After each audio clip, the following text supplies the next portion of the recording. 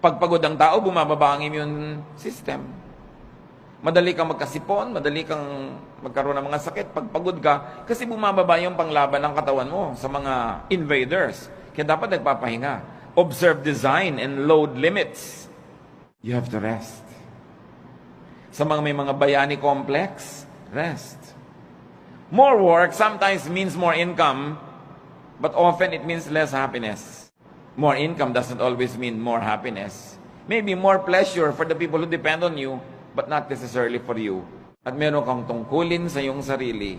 Bago pa man ang tungkulin mo kahit kanino, kailangan buhayin mo ang sarili mo, pasayahin mo ang sarili mo, ipahinga mo ang sarili mo, at huwag mong payagan kahit yung mga minamahal mo, napatayin ka, sipsipin ang dugo mo, istrohin ang dugo mo, nag-e-enjoy sila, tapos ikaw yung nangangalirang at natutuyo. You have a duty to yourself. Life is the primary duty of life. At paglabag sa utos at kalooban ng